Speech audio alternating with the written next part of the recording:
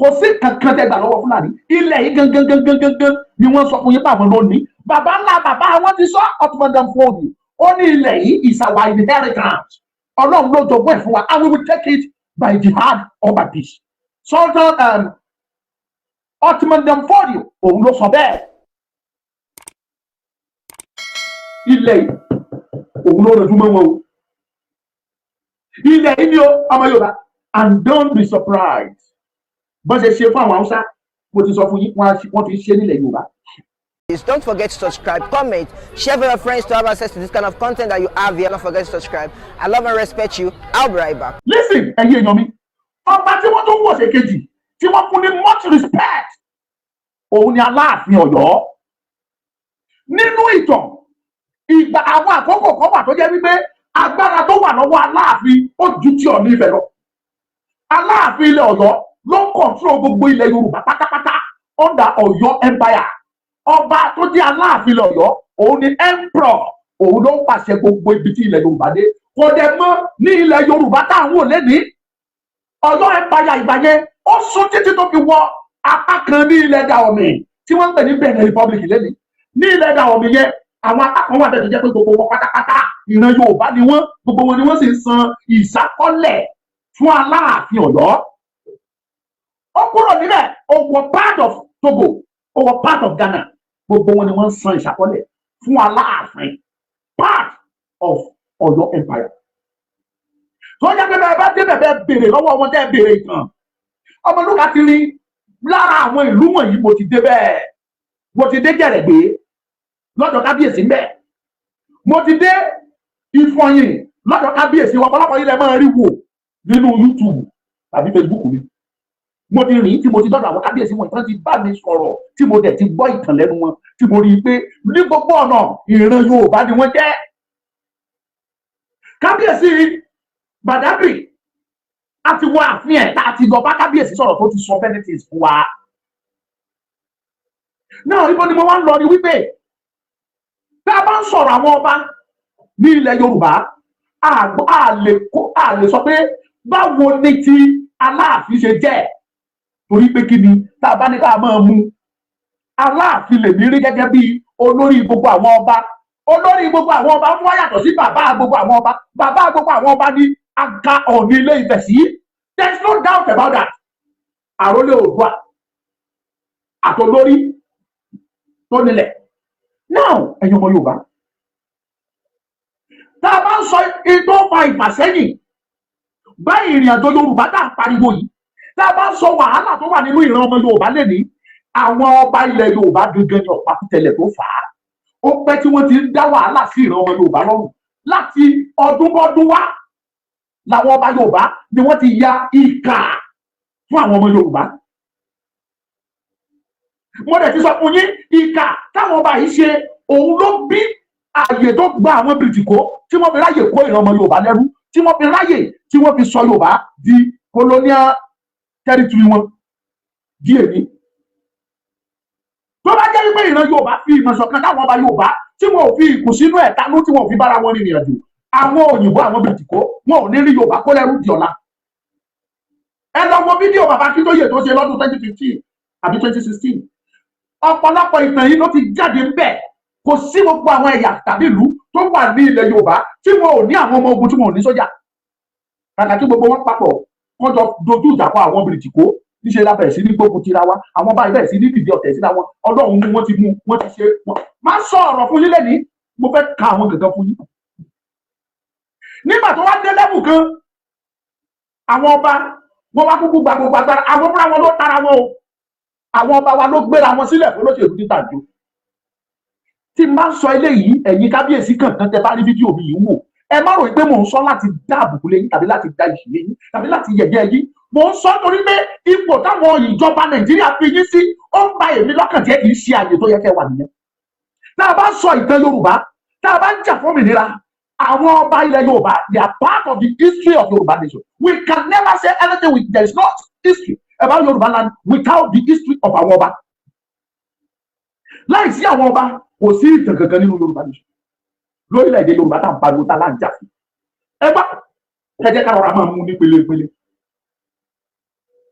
Aláàfin Aláàfin ilẹ̀ Ọ̀yọ́ mo ti sọ fún yín lọ́pọ̀lọpọ̀ ọgbà mo ní àwọn tó mọ Ọ̀yọ́ dáadáa èmi ò kì í sábà lọ bẹ̀. Ìrìbísí ìlú Ọ̀yọ́ ò tí ì ju ẹ̀kan abẹ́ méjì. Àwọn tó mọ bẹ̀ dáadáa sọ fún wa categorically pé àyè gba àwọn Fúlàní ní ìlú Ọ̀yọ́ ju ìlúkìlú lọ ní ilẹ̀ Yorùbá. Ọ̀pọ̀ nígbà àwọn ló ní Ìlọrin wọ́n pàpà ní ààyè dáadáa. Ìyàtọ̀ tún kàn wá bẹ́ẹ̀ ni pé ọmọ Yorùbá ló ń jẹ ọba ní Ọ̀yọ́, adé ló ń dé. Wọ́n ààyè yẹn gbà ó clear. Yàtọ̀ sí yẹn wọ́n ní mọ́sálásí gbogbo nǹkan ló fi tẹ́ wọn lọ́rùn. Wọ́n sọ débi pé tí àwọn ọmọ Yorùbá àti ọmọ Fúlàní bá jọ ní ìṣù wọ́n ti ọmọ Yorùbá yẹn mọ́lé fún ọmọ Fúlàní lọ́yọ̀ọ́ tẹ̀wò ni. Yorùbá àfúnra. Mo sọ gbogbo eléyìí torí wípé àgbà tí ò bá fúnra ó di dandan ó máa jì sí kòtò ni. Mo sọ ẹ̀dín kan gbogbo tàgì mi ẹ̀ fúlàgì méjì mi ẹ̀ ń sọ oríṣiríṣi ẹni mo sọ hate speech.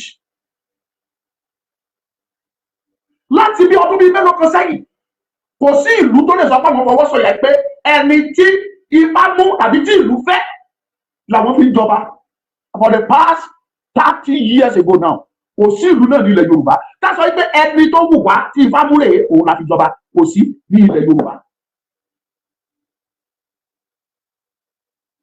Láti bí ọgbọ̀n ọdún sẹ́yìn kò sí ìlú náà.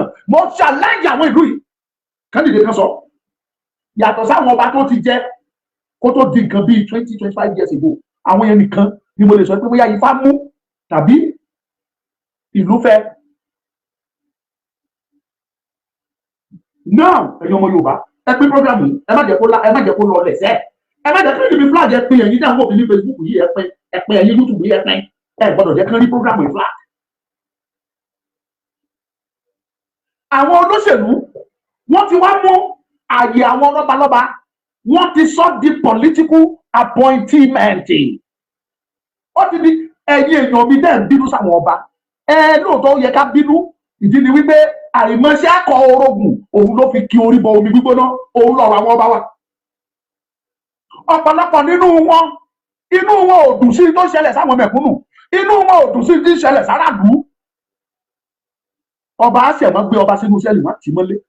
Gómìnà agíbu ọ̀dà ìpè ẹ̀rọ àrẹ́sì ọba yẹn tì mọ́lé ní ilẹ̀ Yorùbá wa. Ṣé ẹ rí ẹ̀yin ọmọ Yorùbá? Àwọn ọba fúnra wọn náà fi àyè lẹ̀ táwọn olóṣèlú fi gun orí wọn tán fi tẹ̀ wọ́n tán pátápátá. Wọ́n tẹ ọba mọ́lẹ̀ débi wípé ọba ò tiẹ̀ wá láyè kankan. Council wọ́ọ̀dù nínú constitution Nàìjíríà. Council wọ́ọ̀dù ó ní agbára, he has a constitutional right more than the ọba. Council wọ́ọ̀dù ó ní constitutional right ju ọba lọ. Now ibo ni mo wá lọ? Ẹ jẹ́ ká wá lọ sí Ọ̀yọ́ Aláàfin. Kó tó di pé mo máa dọ̀bẹ̀ tí ẹ bá wọ àwọn ìlú kan nílẹ̀ Yorùbá ẹ fúnra ni. Àṣírí ṣẹ̀ṣẹ̀ tú jáde ní pé ọba Ìwó tó jẹ Olúwo tó jẹ kò sẹ́ni sultan of Sokoto àti emir of Kano. Àwọn ni wọ́n mọ bó ṣe fi Olúwo tó wà bẹ́ẹ̀ tó ṣe fi jẹ Olúwo. Ẹ má gbàgbé wípé gómìnà tó wà ní Ọ̀ṣun nígbà tó Olúwo yìí tó jẹ Olúwo, ẹ má gbàgbé pé mùsùlùmí tó ń gbélé àwọn mùsùlùmí tí ṣòkòtò ẹ̀ kì í délẹ̀ mọ́ yẹn òun ni gómìnà yẹn. Ó máa ń lọ ṣe ìpàdé bó ṣe fẹ́ sọ orílẹ̀-èdè yìí di Muslim country nìkan. Ẹni tí mò ń sọ gbogbo yìí lẹ̀ mọ́ Arẹ́gbẹ́ni. Ó wà lára àwọn tó ní lọ́kàn pé Nàìjíríà gbọ́dọ̀ change to Muslim, must become a Muslim nation. Àwọn ni wọ́n jọ ṣe ìpàdé bó ṣe gbé sultan tó ṣe sọ di ọba ní Ìwó. Ẹ jẹ́ kí n sọ fún yín ṣé àwọn Fúlàní wọ̀nyí wọ́n ti mọ ìtàn ìran Yorùbá, wọ́n mọ ìtàn yín, wọ́n mọ gbogbo ibi táwọn gbọ́dọ̀ wọlé sí tó bá fẹ́ wí nílẹ̀ Yorùbá. Ẹ lọ kọ sílẹ̀ àwọn Fúlàní ní candidate lórí ọba tó fẹ́ jẹ l'Ógbómọ̀ṣọ́. Wọ́n ní candidate èmi ká mo sọ fún yín lọ́wọ́ báyìí Sultan of Sokoto ó ní candidate ẹ̀sùn ọmọ Yorùbá ẹ̀ fúnra. Ẹ̀ fúnra. Níṣẹ́ ni gbogbo yín ṣe lè tẹ́ fẹ́ wọ́n Nàìjíríà lẹ̀ ń sáré ẹ̀ kiri kò sí wàhálà ojú gbogbo wa lójọ máa ṣe. Mo sọ fún yín sìn ṣe bẹ́ẹ̀ rí pé wàhálà ọ̀rọ̀ lọ́balọ́ba ti dojúrú báyìí ní Ògbómọ̀ṣọ́. Ó ti dojúrú l'Ògbómọ̀ṣọ́. Ẹni tí wọ́n ní wọ́n yàn wọ́n ti yí padà. Wọ́n làwọn ò fẹ́ wọ́n gbé lọ kọ́. Wọ́n làwọn ò fẹ́. Ọ̀rọ̀ yẹn ti di wàhálà báyìí. àwọn Fúlàní sultan of Sokoto ó ní candidate ẹ lọ bèrè lọ́wọ́ wọn ọmọ Ògbómọ̀ṣọ́. àwọn wọ́n lè má wàá mọ̀ pé ẹni bá gba candidate sultan ni but ẹ lọ ṣe wádìí ẹ gbé ní tà sọ. wọ́n ti implant èèyàn sí wo wọ́n ń gbìyànjú àti implant èèyàn sí Ògbómọ̀ṣọ́ gbogbo ẹ̀ sì ń dàrú. wọ́n ṣe gbogbo eléyìí kán lè ra by the time wọ́n bá ráyè lọ́yìn sọ́la wọn tí wọ́n á sẹ́ndì ìyàwó sí wọn. wàhálà bẹ̀rẹ̀ sí ní wọlé wọ́n ti fọ́lùwò níyàwó ó ti mú ọmọ inú ìran ọba ló ti lọ mú ìyàwó ní Kánò ó ti fẹ́ sínú ilé. bẹ́ẹ̀ bẹ́ẹ̀ kọ́ pálásì Olúwo bẹ́ẹ̀ kọ́ àwọn Fúlàní máa wọ bẹ̀ torí ànáwọ́ lọ́ba wọ́n á máa ṣe eré bẹ̀ wọ́n máa jáde bí eré wọ́n á máa gbalẹ̀ wọ́n á máa kọ́lé wọ́n á máa ralẹ̀ wọ́n á máa dọ́ba lọ wọ́n á máa jẹ tó wù wọ́n ní Ìwó. Yorùbá ẹ̀fúra tí máa ń sọ eléyìí tí mò ń sọ yìí ẹ̀yin tẹ́ bá sọ pé mò ń sọ hatred mò ń sọ bigot mò ń sọ hate speech that is your own cup of tea. Self-preservation. lọ́wọ́lọ́wọ́ báyìí the same thing wọ́n ní orí wọn láyà wọ́n fẹ́ yìí sọ tẹ́ ẹ̀ bá mọ̀ wọ́n gbìyànjú ẹ̀ nílé Ifẹ̀ o ẹ lọ wádìí ẹ lọ béèrè wọ́n gbìyànjú ẹ̀ nílé Ifẹ̀ agbára dádì wa ààrẹ agbára ẹ̀ kàn ju ti wọn lọ ni òun ló ń ṣe fortunate tó ṣe rí bàbá wa Ọọ̀ni tó wà bẹ́ẹ̀ tó ṣe rí lò agbára ẹ̀ ju ti àwọn tó kù lọ ni. but ẹ̀yin ọmọ Yorùbá ní Ọ̀yọ́ Aláàfin lọ́wọ́lọ́wọ́ kí ló ṣẹlẹ̀ àwọn Ọ̀yọ́mèsì Ọlọ́run má jẹ́ kí owó kó bá ìran ọmọ Yorùbá jẹ́ ní ọdún 1992 Sultan of Sokoto ìgbà yẹn ó dẹ̀ kó ti kú sí màsídò or whatever ló jẹ́ that very Sultan ó sọ statement kan ó lóun mọ ìṣòro ìran Yorùbá ó lọ́rọ̀ Yorùbá ò le ó ní ẹ gbọ́wọ́ fún wọn ẹ fún wọn ní ipò ó ní wọ́n fúnra wọn pa ọmọ ìyá wọn nítorí owó àtìkò ó ní Yorùbá tó nì ní Ọ̀yọ́ Aláàfin àwọn tí wọ́n ń pàṣẹ àwọn tí wọ́n mọ bọ́pá ṣe máa jẹ àwọn tó máa rìn sọ́tún rìn sósì tí wọ́n dá ifá tí wọ́n ṣe ètùtù tí wọ́n ṣe gbogbo tó tọ́ àwọn náà ń pè l'Ọ̀yọ́mèsì àwọn ló máa mú ẹni tó bá tọ́sí àwọn lánàá wẹ̀ sókè pẹ́ ní ìlọ́ba ní ifá mú òun lọ́mọ oyè ni wọ́n já ewé oyè lé lórí tí ìlú bá ti gbà á wọ́n bẹ̀rẹ̀ ètùtù wọ́n ṣe ètùtù fún wọn gbé wọ ìpè yìí á ṣe ètùtù ẹni tí ifá ò bá mú tó bá wọ ìpè bí kò ní jáde ṣùgbọ́n báyìí àtẹni tí bá ò ti ẹ̀yàn àtẹni tí ò ti ẹ̀gbọ́n tẹ́pẹ̀ nífá ó wọnú pẹ̀bí ajáde agbádé sórí alóòdọba kí nìdí gbogbo àwọn ìṣẹ̀ṣe gbogbo àwọn irúnmọlẹ̀ gbogbo àwọn alálẹ̀ tó wà nínú ìpẹ̀bí yẹn tí wọ́n bá ọba yẹn rìnrìn àjò lákòókò tó fi gbé wọbẹ̀ lọ yẹn gbogbo wọn ti sá kúrò níbi tán pèdí pẹ̀bí wọn ò sí bẹ̀ mọ́ torí kí ni àìṣòtítọ́ àti ìwà ìkà ìran ọmọ Yorùbá wọn sọ fẹ́ẹ́ nìkan lẹ́ni kò sọ́ọ̀gùn níbi kan báyìí lọ́jọ́ kọ́ ẹyẹ jẹ́ ká tọ́ra wa kò sọ́ọ̀gùn kankan níbi kan Ògùn ti lọ because Ògùn fúnra rẹ̀ ò fẹ́ràn àìṣòtítọ́ kí ló ń pè lóògùn ọpọlọ ni is science Ògùn is science tọ́lọ́run fi sí ẹ lórí kí ló máa wọn òyìnbó jòkó Ògùn náà ní lọ́dọ̀ tí wọ́n jòkó wọ́n lè build jacket tó jẹ́ pé jẹ́ bá yìnbọn sí kò ní wọlé wọ́n mú èkìní wọ́n mú kún méjì wọ́n mú ẹni wọ́n mú kún èjì wọ́n lò papọ̀ wọ́n sọ́dọ̀ díndí wọ́n gbé wọ̀ ó yìnbọn sí ìbọn òde wọnú ẹ̀ Ògùn ní lọ́dọ̀ tiwọn ọ̀nà táwọn fi ṣe ló yàtọ̀ it is science and technology Ògùn táwọn náà ń pè ní bí science and technology science ò nílò irọ́ ó lè ṣe science kó o parọ́ sí bó o bá ṣe díwọ̀n ẹ̀ ló ṣe máa rí exactly lọ́rọ̀ Ògùn táwọn náà ń pè ní Ògùn nílẹ̀ Yorùbá nígbà o bá mú gbòǹgbò lágájá tó mú ewé akìká tó já papọ̀ mọ́ àtàrẹ mẹ́fà tó mú ti bímọ tó o bá ṣèké ní díẹ̀ níbi tó ti yẹ kó o lo àtàrẹ méje tó o bá lo àtàrẹ mẹ́ta tàbí mẹ́rin Ògùn ò ní jẹ́ Ògùn yẹn ò ní jẹ́ Ògùn fúnra ẹ̀ nílò ó fẹ́ràn kan ṣe òtítọ́ kéèyàn lè ṣòdodo pẹ̀lú òun ní gbogbo ilẹ̀ Yorùbá kò síbi tó ti ń ṣòtítọ́ tó ti ń ṣòdodo mọ́ òun lògùn ò ṣe jẹ́ anybody mọ́ Ògùn ò jẹ́ mọ́ ká má tọ́ra wa jẹ òun lẹ́sẹ̀ máa rí ẹni tó jẹ́ pé kò kò rìn ní gbèrègbèrè ẹni tó yẹ kó jọba wọ́n gbé wọ pẹ̀lú adẹ̀wọ̀bẹ̀ ajáde agbádé sórí àlọ́ ìjọba. lọ́wọ́lọ́wọ́ báyìí sultan of Sokoto tún ti ní candidate fún ọba Ọ̀yọ́ tí mi bá ní tàn yín gbogbo àwọn Ọ̀yọ́ Mèsì wọ́n ti gbé àpò owó oníkálukú wọ́n ti gbé lé wọn lọ́wọ́ àwọn náà ti gbowó ẹni tí sultan ń fà kalẹ̀ tó support ẹni yẹn gẹ́gẹ́gẹ́gẹ́ làwọn wá fà ọwọ́ ẹ̀ sókè báyìí pé òun ni Aláàfin Ọ̀yọ́ o ṣé bẹ́ẹ̀ ti ń parí ní òsì ibẹ̀ wàhálà ti ń ṣẹlẹ̀ ní Ọ̀yọ́ Aláàfin Ṣèyí Mákindé àtàwọn Ọ̀yọ́ Mèsì àtàwọn kan wọ́n ń fa wàhálà ọ̀rọ̀ tẹ̀ ti dọ̀rọ̀ kóòtù lọ́wọ́lọ́wọ́ báyìí àwọn òkèèrè mọ́ tó ṣẹlẹ̀ ohun ti tá sí ìdíje tẹ̀sẹ̀ jáde. Ta ni wọ́n yàn? Ẹ jẹ́ kí n ka díẹ̀ fún yín nípa ẹ̀. Kí lorúkọ ẹ̀ wọ́n ló jẹ́ Lukman. This is Lukman Badegeshi, the prince chosen by Ọ̀yọ́ Mèsì. Governor Makinde rejected him. He said the process was flawed and manipulated to favor him. He insisted on a new process, free and fair.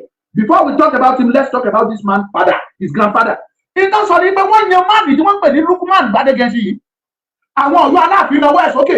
Wọ́n gbé wá bá Ṣèyí Mákindé pé òun ni wọ́n fẹ́. Ṣèyí Mákindé wá reject ẹ̀ yìí pé wọ́n mọ̀ ṣe láti lè favour ẹ̀ láti lè jẹ́ kíkiní yẹn kó bọ́ sí lọ́wọ́ ni pé òun ò ní gbà fún yín àti gómìnà of Ọ̀yọ́ State. Ẹ lọ tún ètò ìyan ọba míì ẹ lọ tún ṣe tó máa jẹ́ òtítọ́ àtòdodo. Àwọn náà mọ̀ pé irọ́ ló wà bẹ́ẹ̀. Gómìnà fúnra rẹ̀ ní candidate tiẹ̀ tóun náà fẹ́ kó jẹ́. Ṣé ẹ rí pé wàhálà wà nílẹ̀ Yorùbá? Gómìnà fúnra rẹ̀ Mr. Gómìnà ẹ̀yin náà ní candidate ti yín tẹ́ ẹ fẹ́ kó jẹ́ gbogbo ẹ̀ ló yé wa. Àìṣe mùmú àìṣe bèbí. Ẹ̀yin ọmọ Yorùbá wọ́n wá ní ká tó sọ̀rọ̀ nípa ọmọkùnrin tó fẹ́ jẹ ọba yìí. Ẹ jẹ́ ká kọ́kọ́ sọ nípa bàbá ẹ̀ tó jẹ ọba rí, the late Badegeshi Aláàfin of Ọ̀yọ́. Báwo irú èèyàn wo ló jẹ́? Báwo ló ṣe jẹ́ ẹ̀jẹ̀ àfòyín mákàlédè òyìnbó? Tí bá ti kà tán màá wá túmọ̀ ẹ̀ fún wa fún àǹfààní àwọn dájú wa àti mọ́tò wa táàbọ̀. His grandfather was King Bello Badegeshi. He worked with the British to build a Fulani Yoruba alliance, which unbrown Yoruba nationalists at the time, led by Awolowo, rejected. Bello detested anything Yoruba tradition. Check what I detested anything Yoruba tradition. Kò fẹ́ anything nípa àṣà àti ìṣe Yorùbá. Muslim nìkan ló gbà. Ẹ máa gbọ́. He refused to live in the old palace and built a new one with a mosque in the compound. Ó kọ́ palace tuntun ààfin ìṣẹ̀ǹbáyé táwọn ọba ń gbé. Ó kọ̀ olóhùn ní bẹ́bẹ̀. Ó lọ kọ́ ààfin tuntun fún ara ẹ̀. Ó wá kọ́ mọ́sálásí síbẹ̀ fún ara ẹ̀. Kò kọ́ ṣọ́ọ̀ṣì síbẹ̀ o. Kò ṣe ojúbọ Ògún àti Èṣù kò ṣe síbẹ̀ o. Tí wọ́n ti máa bọ Ògún tí wọ́n ti máa bọ Èṣù kò ṣe síbẹ̀. Ó kọ́ mọ́sálásí sínú ààfin tuntun tó kọ́ fúnra ẹ̀. Mò ń bọ̀. He stayed away from cultural activities and redefined the position of the Aláàfin as a custodian of tradition. Ó mú gbogbo nǹkan tó ní í ṣe pẹ̀lú àṣà Yorùbá pẹ̀lú ìṣe Yorùbá wọn ló pa gbogbo ẹ̀ tí pátápátá kò bìkítà. Ìtọ́sàgbé sórí ni Mùsùlùmí. Kùránì kò wé gbogbo ẹ̀ kó ṣe iṣẹ́ Mùsùlùmí tó gbé dání nìyẹn. Ẹ̀yin Mùsùlùmí ẹ má ṣì mí gbọ́. Mi ì sọ pé kí ni a máa ṣẹ̀sìn ọpọlọ rẹ̀ sí omi òbọ̀ sí wa o. Torí ẹ̀yin tẹ́ bá ń já wọnú prógrámù mi tẹ́ bá gbọ́ tí mò ń sọ̀rọ̀ pé mo gbé Mùsùlùmí sórí ẹ̀ẹ́nì ṣe ni mo tún jìjà ẹ̀sìn. Kì í sọ̀rọ̀ ẹ̀sìn ni mo bá wá o. Now, mo ń bá ọ̀rọ̀ lọ lórí ọ̀rọ̀ bàbá Badegeshi. King Bello disliked the sage for rejecting friendship with the North. Wọ́n bẹ́ẹ̀ pé kó má bá àwọn ará òkè ọya lọ́hùn ṣe ọ̀rẹ́ papọ̀. Ó yarí kan lẹ̀ ní pé àwọn gangan lọ̀rẹ́ òun. When Akintola eventually worked with them to get the sage out of the way, he honored him by confronting to him the title of Ààrẹ Ọ̀nà Kakanfò. Akintola dẹ̀ bá gbọ́ ìtàn ẹ̀. Akintola sọra ẹ̀ di ọmọ àwọn Fúlàní. Wọ́n sọ wípé Akintola gbọ́ èdè Haúsá ju èdè Yorùbá lọ. Èdè Haúsá dùn lẹ́nu Akintola gidigidi gan ju èdè Yorùbá. Ọ̀rẹ́ tímọ́tímọ́ l'Akintola àti Sultan of Sokoto ìgbà yẹn Bello. Nítorí pé Akintola ń ṣe ọ̀rẹ́ pẹ̀lú àwọn North torí pé ó mú wọn gẹ́gẹ́ bí iye kan ẹ̀. Ó rí Awólọ́wọ̀ àtàwọn tó kù gẹ́gẹ́ bí ọ̀tá. Ọba tá à ń sọ nípa yìí ìyẹn bàbá Badegeshi tó fẹ́ jẹ yìí. Ó wá torí yẹn ó fi Akintola ó fi jẹ Ààrẹ Ọ̀nà Kakanfò of Yorùbá land. Ẹ gbọ́ mi, Ààrẹ Ọ̀nà Kakanfò of Yorùbá land ó fi jẹ. Mo ń bọ̀ lọ.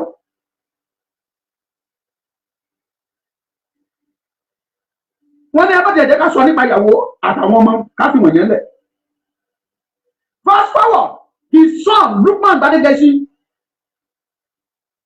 a chief of the old block, totally dissociated from anything traditional at Oyo. He grew up at Sokoto under the guidance of Arab and Fulani scholars. Ẹni tó fẹ́ jẹ ọba lọ́yọ̀ Yorùbá mo ní kẹ́ ẹ fura ẹni ká gbẹnu lọ. Ẹ mọ̀ ní tí n bá ní mò ń wá nǹkan kan gbogbo ọgbọ́n tó bá wà ní sàkání mi ni màá fi wá o. Ẹ má jẹ́ dùn ní the same thing làwọn Fúlàní ṣe fún yín. Gbogbo ọgbọ́n gbogbo tactics don't be surprised tí irú ẹni yìí bá di Aláàfin tó bá gbé adélé lórí tó da Aláàfin don't be surprised pé tó bá di Aláàfin tán tí a ti ò jẹ́ bọ́ olóòjà ẹ̀ lọ́wọ́ agbó adé yẹn dànù agbéláwà ní sórí aníláwà nínú òfẹ́ máa wé agbóhùn òdàdé mọ́ ta ló fẹ́ mú nínú yìí. Ẹ rí kẹ̀kẹ́ wọ́n sọ̀rọ̀ fún yín pé rẹ́rẹ́fẹ́ rúnṣẹ́ ẹ̀ rò pé mò ń ṣeré.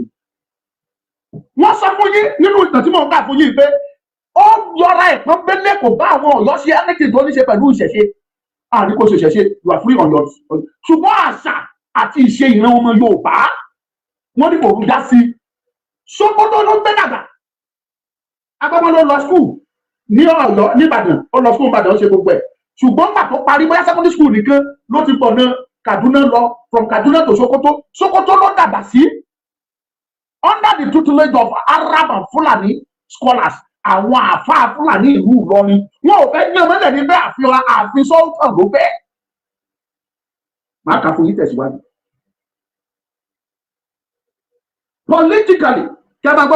Politically, Lukman Gbadegesin identifies with the northern interest.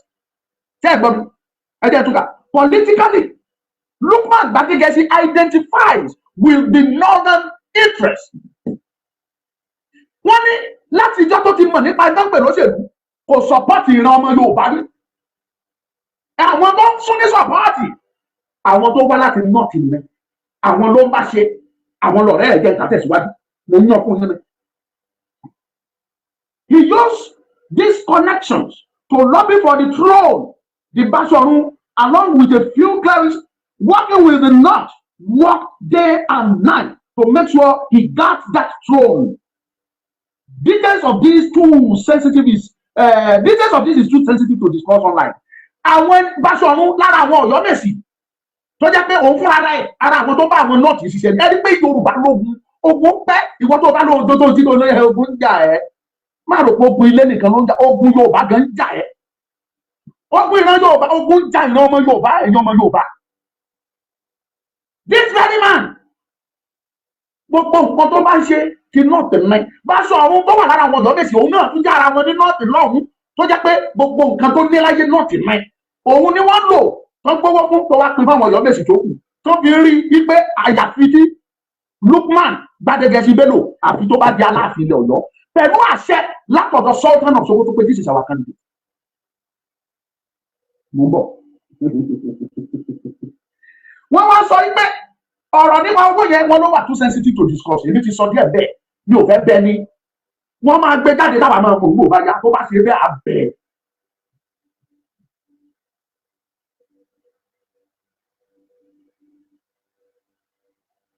Wọ́n ní for Seyi Makinde, who is the governor of Oyo State, current Oyo State governor, he will be Aláàfin today and the great throne of Oyo will be an extension of Sokoto Caliphate. Wọ́n ní Seyi Makinde yarí pé òun ò ní gbà kí ààfin Aláàfin yẹn kó wá di extension of Sokoto Caliphate bí Ìlọrin bó ṣe jẹ́ extension of Sokoto Caliphate. Bí ọlọ́ra ọba tó bá máa jẹ́ ńlọrin Sultan of Sokoto ló máa gbọ́ pa àṣẹ lé lọ́wọ́ abẹ́ ẹ̀mọ́ ni irú ẹ̀ ló fẹ́ kó ṣẹlẹ̀ lọ́yọ̀ọ́ ẹni tó fẹ́ lò wọ́n ti mọ̀ ó pẹ́ tí wọ́n ti ń kọ́ ní Sokoto ń bẹ̀ ó pẹ́ tó ti ń tún ẹ̀yìn ẹ̀ka ti ń kọ́ mo ń bọ̀ ìdíje. Oyo is the symbol of Fulani resistance. Ancient kings suffered many humiliations to preserve the throne. Ọ̀pọ̀lọpọ̀ àwọn ọba ní ìyà ti jẹ gidi lọ́wọ́ àwọn Fúlàní ní ilẹ̀ Ọ̀yọ́. Mo ti sọ fún yín nínú ìtàn ẹ̀mẹ́rin ọ̀tọ̀ọ̀tọ̀ ni wọ́n ti kọ́ńkà ìlú tó ń pè lọ́yọ̀ọ́. Ọ̀yọ́ bíi mẹ́rin ló wà wọ́n wọ ibẹ̀ lẹ́ẹ̀kínní wọ́n jẹun wọ́n wọ ẹlẹ́ẹ̀kejì wọ́n jẹun wọ́n wọ ẹlẹ́ẹ̀kẹta wọ́n jẹun the same thing ẹlẹ́ẹ̀kẹrin ó dà pé Ọ̀yọ́ kẹrin lọ́yọ́ tó wà bẹ́ẹ̀ lọ́wọ́lọ́wọ́ yìí Ọ̀yọ́ Aláàfin tó wà bẹ́ẹ̀ lọ́lọ́ yìí Ọ̀yọ́ ẹlẹ́ẹ̀kẹrin ni tàbí karùn-ún àwọn tó bá mọ̀ àwọn aṣọ tó lè mi ò rántí oyè Ọ̀yọ́ tó jẹ́. Wọ́n lè sọ báyìí nínú ìtàn tó kọjá ní pé ọ̀pọ̀lọpọ̀ àwọn Aláàfin ló ti jẹ ọ̀pọ̀lọpọ̀ ìyà lọ́wọ́ àwọn Fúlàní, ogun Fúlàní. When Aláàfin Amodo rejected Sokoto, his kingdom was invaded.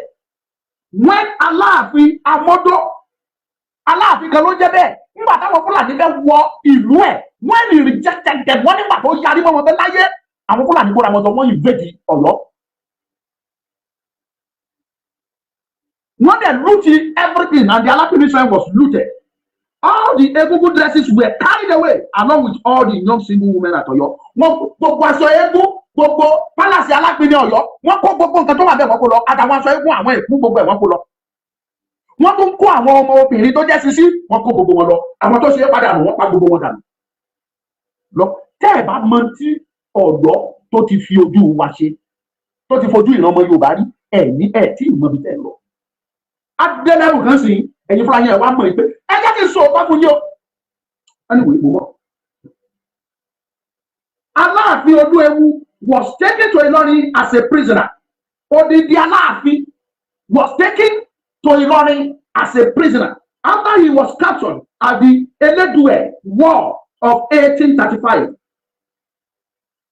tried and openly executed for rejecting to surrender Ọ̀yọ́ to Ìlọrin and Gwandu. Wọ́n gbé odindi Aláàfin Olúewu. Wọ́n after rédì Ọ̀yọ́ tó mú gbogbo Ọ̀yọ́ tó ṣe báṣubàṣu mọ́ ṣe fẹ́. Wọ́n mú ọba yẹn wọ́n capture ẹ̀. Wọ́n gbé lọ sí Ìlọrin nítorí pé ó kò surrender fún ìlú Ìlọrin, kò surrender fún Fúlàní and Gwandu. Wọ́n ní publicly ní ojú gbangba táyé wọ́n pa ọba yẹn, wọ́n execute ẹ̀, wọ́n yanjú ẹ̀, wọ́n pa ní gbangba òde. Bọ́mọdé ò bá bàtàn, abàrọ̀bà. Another one, wọ́n sọ̀rọ̀ ogun tí wọ́n ti gbé lọ, that was 1835. Another one, Atiba, that is Aláàfin Atiba, moved the capital to preserve the kingdom rather than watch it fall into the hands of Emir Shita of Ìlọrin. What they could not do through war, they are trying to do it through peace. Ọ̀rọ̀ nìyẹn o. Nígbà tí Aláàfin mi jẹ, táwọn bíbí tó ti ń dún mọ̀húrú kan fẹ́ wá kó, ó wá torí yẹn wá gbé ààfin, ó gbé ẹ̀kọ́ta yẹn kúrò níbẹ̀, wọ́n wá lọ tẹ Ọ̀yọ́ ní ìwọ́n lọ tẹ̀dó.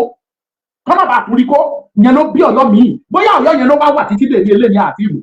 Ọ̀dọ̀ Ọ̀yọ́ pọ̀, Ọ̀yọ́ Ìgbòho, Ọ̀yọ́ ilé, Ọ̀yọ́ ọjọ́un, títí tó fi di eléyìí tó wà ń bẹ̀.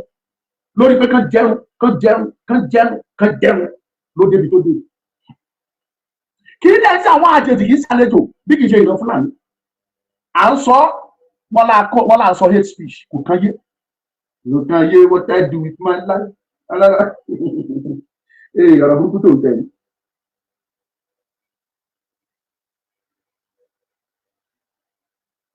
Now,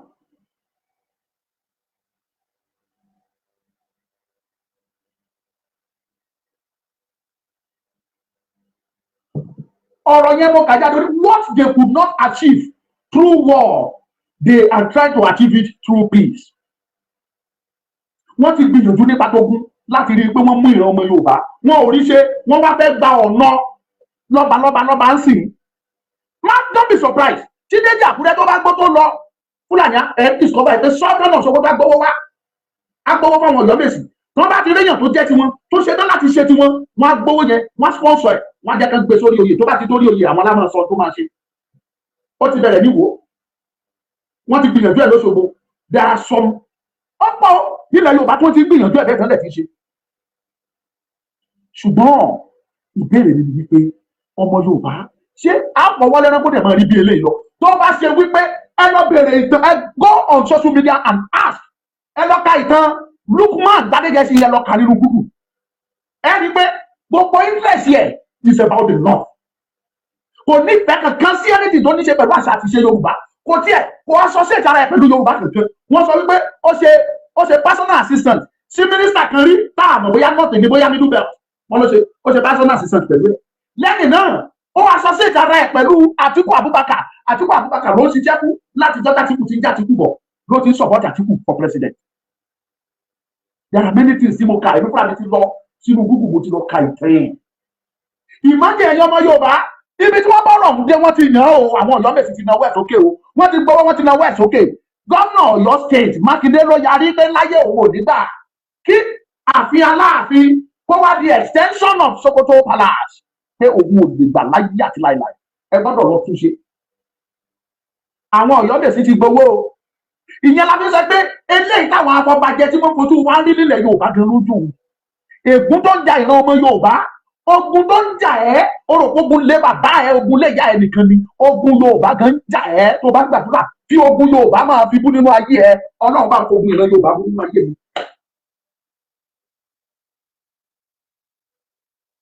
Ọlọ́run kan sọ̀rọ̀ kò sí kankan tẹ́ gbà lọ́wọ́ Fúlàní ilẹ̀ yìí gangan ni wọ́n sọ fún yín pàmò lónìí bàbá ńlá bàbá wọn ti sọ ọtúmọdé fòdì ó ní ilẹ̀ yìí is our inheritance Ọlọ́run ló jogún ẹ̀ fún wa and we will take it by jihad or by peace. Sultan ọtúmọdé fòdì òun ló sọ bẹ́ẹ̀ ilẹ̀ yìí òun ló rẹjú mọ́ wọn o ilẹ̀ yìí ni ọmọ Yorùbá.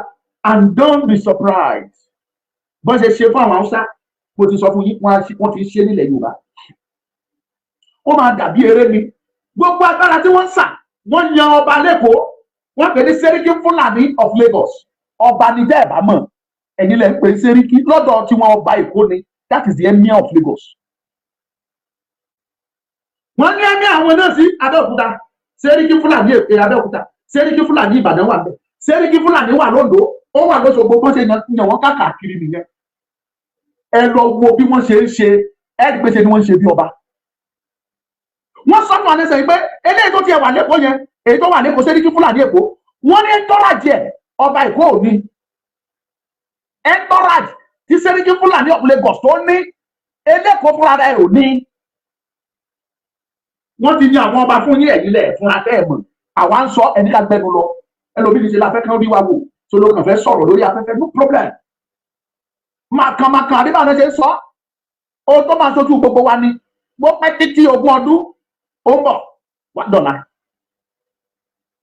gbogbo náà ń sọ wọ̀nyí á wá ṣojú ẹ á ṣojú mi nígbà ó bá dọ̀là ṣùgbọ́n ẹ wá sọ fún mi ẹ̀yin ọmọ Yorùbá tí àwọn kálífẹ̀tì yìí Sókótó kálífẹ̀tì tí wọ́n bá ṣe bẹ́ẹ̀ succeed tí wọ́n gbé èèyàn tiwọn tó gbé lọ́dọ̀ wọn tó jẹ́ pé ó mọ everything nípa wọn tó ti sọ fún kí n táwọn fẹ́ tó bá succeed tó ṣe bẹ́ẹ̀ di Aláàfin ilẹ̀ Ọ̀yọ́ kílẹ̀ ǹjẹ́ ẹ lérò pé wàhálà ńlá ní ìtúrè ẹ lérò pé this is another wàhálà ọmọ Yorùbá Sẹ́ríkí Fúlàní wà ní Gàngán tí Gàngán yẹn tó òun gan lẹ́bù ẹ̀ tó kéré yẹbi Gàngán nìyẹn àwọn ìlú ńláńlá ẹ lọ wádìí kò sí gbogbo ìlú ńláńlá tó wà ní Yorùbá tí wọn ò ní Sẹ́ríkí Fúlàní ẹ lọ bèrè kò sí yóò Yorùbá yóò bí iná lẹ Yorùbá rúrú bí omi òkun Yorùbá bàbá ni bàbá ń ṣe yóò Yorùbá ronú o Yorùbá ronú o orí tàbá ponú ànílájú wálẹ̀ kí gbogbo ẹ̀mọ́ ẹni bó ṣe rí. This is disgusting. Ó bani lọ́kàn jẹ́ èèyàn ọmọ Yorùbá. I am a single man. Èèyàn kan péré báyìí ni mí. Tí n bá decide pé mi ìsọmọ́, àwọn tó bá tún fẹ́ wọn máa sọ. Ṣùgbọ́n tó bá délẹ̀, kó tó dọ̀dọ̀ Ọmọlúkà. Ọ̀pọ̀lọpọ̀ ìlú láti lọ sí kó tó lè kàn mí. Torí pé kí ni?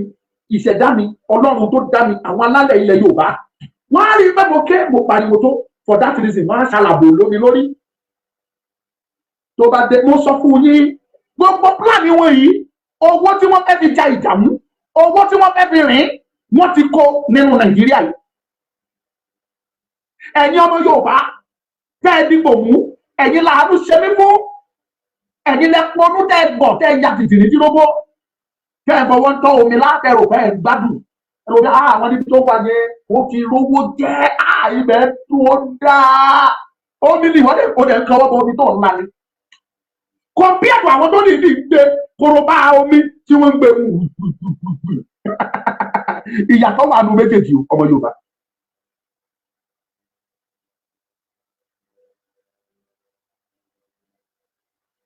Àwọn Jẹ́bà ní Sẹ́ríkí o Sẹ́ríkí Fúlàní wà ní Jẹ́bà èmi dé Jẹ́bà Fúlàní pọ̀ gidi ní Jẹ́bà o.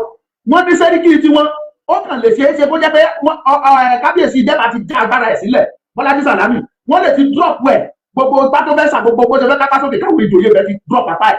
Ó ṣeé ṣe kó jẹ́ tó ṣẹlẹ̀ níjàpọ̀ wọ́n ní pé wọn ò ní sẹ́ríkì Fúlàní mẹ́yọ babalá irọ́ ni àwọn àmọ̀kan nílẹ̀. Ẹ̀yin la ojú tì mí fún ẹ̀yin àgbàdá ilẹ̀ Yorùbá àtẹ̀yin lọ́balọ́ba àtẹ̀yin níjòyè àtẹ̀yin abọ́bájẹ́ àtẹ̀yin olóṣèlú àtẹ̀yin olórí ẹlẹ́sìn àtẹ̀yin ọ̀dọ́ ẹ̀yin lójú tì mí fún kílẹ̀ ń jẹ ohun tó jẹ́ pé atán òun ayé atán tẹ́ ẹ bá ti ṣe báyìí ó parí náà nìyẹn orí olórí lágbèrè ẹ̀. I keep on telling people, where is Abiola today? Abiola happens to be the richest man in Africa and number 26 in the whole world. Nígbà yẹn tá a bá ti ṣe current affairs mo máa ń kà dáadáa number 26 l'Abiola wà ní gbogbo àgbáyé. Where is Abiola fortunes today? Níbo ni gbogbo ọrọ̀ t'Abiola níbo ló wà lẹ́nìí? Àwọn ọmọ ẹ̀ kò sí ní top 100 ní Nàìjíríà yìí lè mo sọ̀rọ̀ Nàìjíríà ní sọ̀rọ̀ Áfíríkà kò sí ọmọ Abiola kankan ní top 100 richest people in Nigeria kò sí. Ilé ayé asán. Kò sí single ọmọ Abiola. Ọkùnrin kan wà náà nígbà yẹn bóyá Henry Yétí ó Henry Àkàndé ó in fact orúkọ ẹ̀ wà ní number 3 ní the whole world nígbà yẹn lára àwọn tó lówó jù ọmọ Ẹ̀gbá náà ni. Òun dà lẹ́bi tí ẹ ti gbọ́ orúkọ ẹ̀ mọ́. Àwọn Fernandez who happens to be one of the richest person in Africa then in the whole world not Africa. Fernandez kìnnìkan Fernandez lórúkọ ẹ̀ I think it's from Ilésà. Àwọn dà lẹ́bi tí ẹ tún gbọ́ orúkọ wọn mọ́. Àwọn dàrọ́chà àwọn dàlẹ́ ní ẹgbórúkọ wọn mọ́ ilé ayé ilé asán tó o bá ti dálẹ̀ ó parí tó o bá bìlífù pé wàá gbé fún ọmọ ẹ̀ máa bá ẹ lò lọ bàbá ńlá ẹ̀rọ ni kì í ṣe Amẹ́ríkà kì í ṣe Amẹ́ríkà ayé asán kò mọ́lẹ̀ mọ́ fún a máa tẹ̀mọ́ yín létí tó bá wù yẹn mọ́ sọ̀rọ̀ but kí ni kan dá mi lójú ọjọ́ ṣẹlọ tẹ́ ẹ bá ti ìran ọmọ Yorùbá àwọn ọmọ kéékèèké tí wọn ò tó wà wọ̀nyí tí wọn ò lè sọ̀rọ̀ tí wọn ò tí ì ní ẹnu tí wọn ò lóhùn tó yẹ kẹ́yìn jẹ́ ohùn fún tó yẹ kẹ́yìn jẹ́ ẹnu fún tẹ́ ẹ kọ̀ tẹ́ ẹ sọ̀rọ̀ nígbà wọn bá tó àkókò tẹ́ ẹ bá tì wọ́n kọjá bó ti yẹ àwọn ọmọ kéékèèké wọ̀nyí wọ́n ti gàdé sí kò fi Ọlọ́run tó dá mi búra wọ́n dìde against gbogbo yín pátápátá wọ́n jẹ yín wọ́n máa bù yín jẹ ní lies reality ni mo sọ fún yín this is not a matter of joke òtítọ́ ni mò ń bá fún yín tẹ́ ẹ bá kọ̀ bẹ́ẹ̀ ṣe tó yẹ kẹ́ ẹ ṣe nígbà bá tó ìyá di àwọn ọmọ yẹn ṣùgbọ́n tó bá ti sún wọn tó tì wọ́n kọ̀ gírí àwọn ọmọdé wọn ìyá dìde wọ́n jà torí ìran Yorùbá ilẹ̀ yìí ilẹ̀ tó náà ń lọ́dún sí ni kò gbọ́dọ̀ bọ́ sọ́wọ́ àjèjì kò gbọ́dọ̀ parun ìfẹ́ inú Ọlọ́run ló ṣe yànda ẹ̀ fáwọn ọmọ Yorùbá tí ò bá ń ṣe ìfẹ́ Ọlọ́run ni kò ní dá wa síbi táwa á lọ dá wa síbi yìí kí ló dé táwa ní táwa yìí Ọlọ́run náà it is the grace of God. A máa sọ fún yín ẹni bá létí ni kó gbọ́ ẹni tí ò bá dẹ̀ létí kó má gbọ́ that's all kọ́tọ̀ sí. That will be all for today.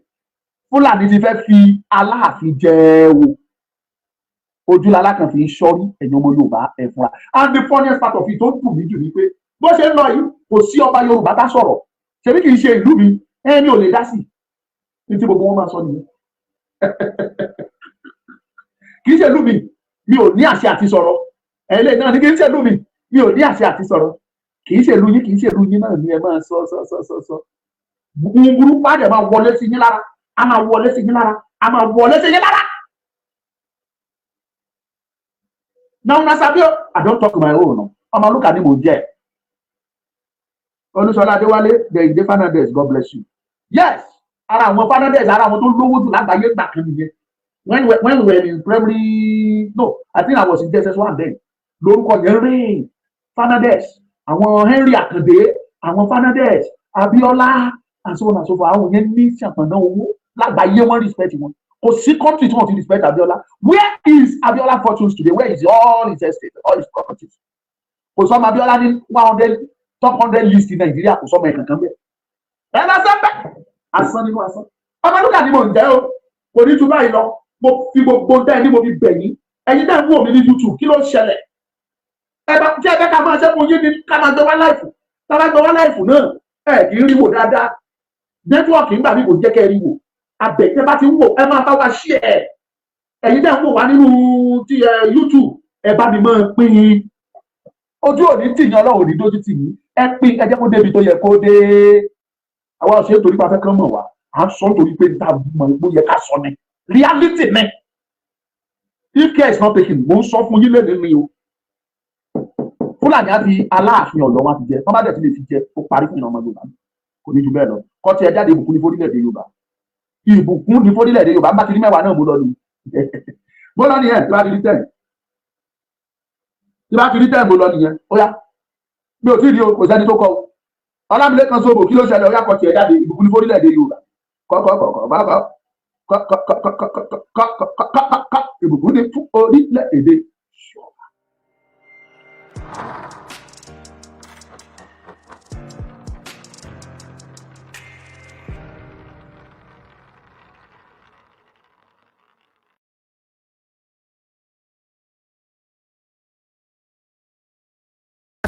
This is ODUA TV Watch. Don't forget to subscribe, comment your opinion, like, comment and share so that other people can get access to what you enjoy on our channel. Thank you. We love you.